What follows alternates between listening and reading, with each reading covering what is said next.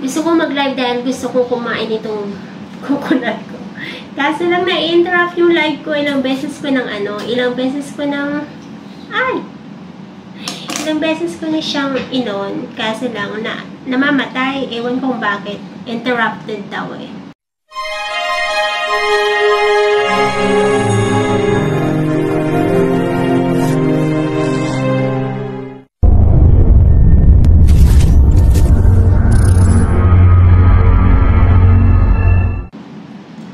So, ipopost ko na lang.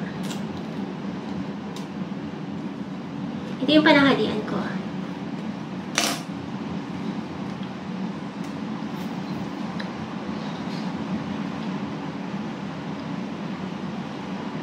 Puno! Lumabas na yung ano niya. Yung sabaw.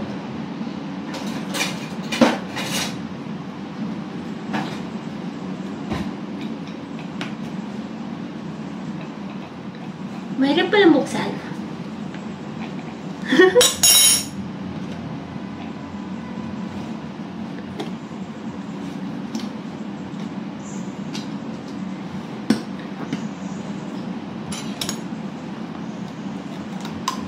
Oh, ako na.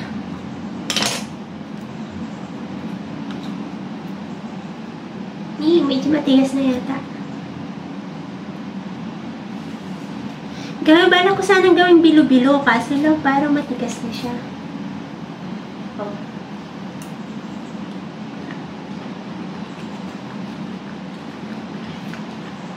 Hindi na pwede. Dapat yung mas malambot.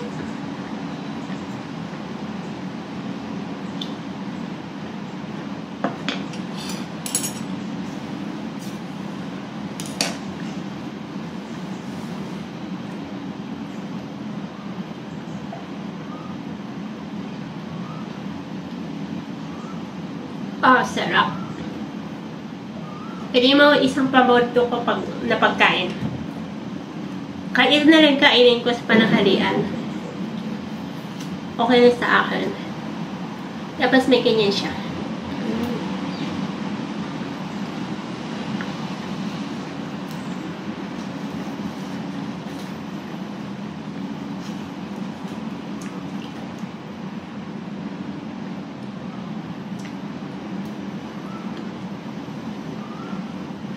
Gagawin ko pa yung juice. Wala yung ginagawa ko ng bata ako.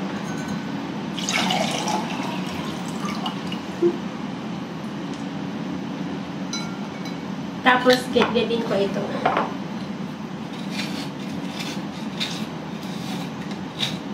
Ito yung gamit ko. Malambot pala siya. Pwede pang pang bilo-bilo. Pwede pa palang ilagay sa bilo-bilo. Kasi lang, gusto ko na preparation eh. Gusto kong mag-juice.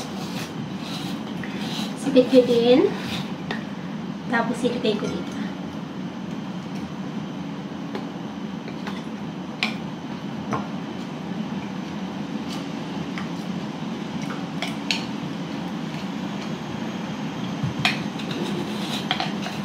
Ito yung gusto ko noon sa bahay namin. Kasi marami kaming buko.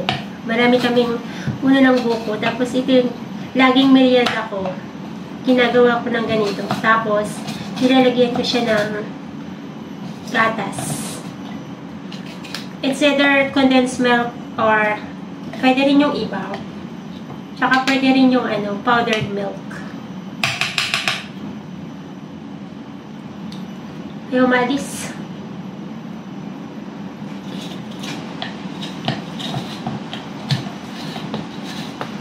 Balakot na sana itong gawing yung bilo-bilo. Kasi lang, ihalo ka sa bilo-bilo, masarap siya. Kaso lang, nauuhaw ako eh. Tapos, tinatamad ako magluto ng lunch ko. So, ito na lang yung pagkain ko. Ito na lang yung pananghalian ko. Meron pa. Sayang eh. Kunin natin lahat. Oh, diba? Ang dami.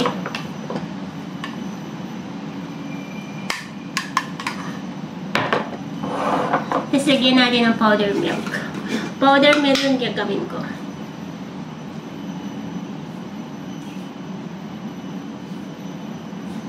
Kunti lang, pampalasa lang. Huwag nang lalagyan ng asukal kasi matamis na siya eh.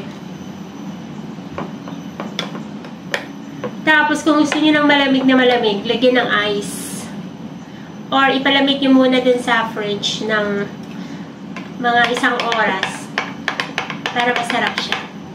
Kung mahilig kayo sa malamig, pero ako, hindi ako masyado sa malamig eh.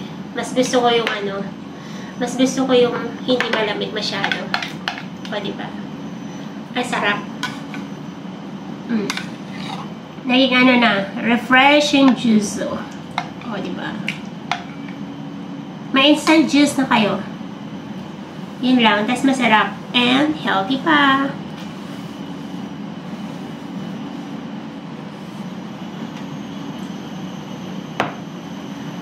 Subukan natin.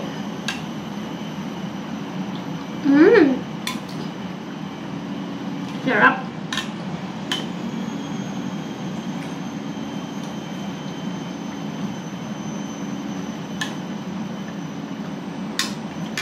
Mas masarap siya pag malamig. Kaso lang, lagi kasi ako inuubo pag umiinom ako ng malamig o kumakain ng malamig. Kaya kunting lamig lang okay na sa akin.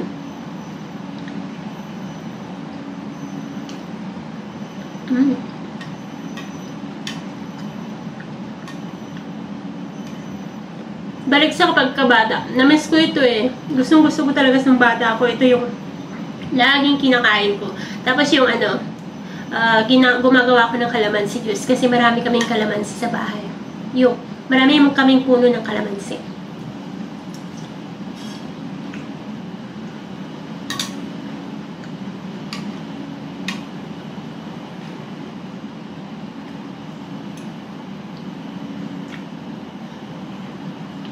Harap, punong-puno siya,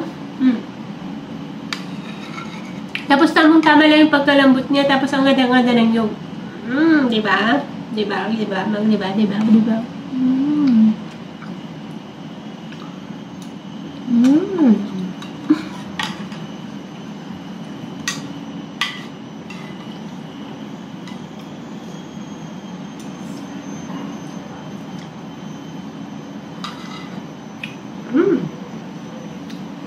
Bye-bye! Ubusin ko lang to.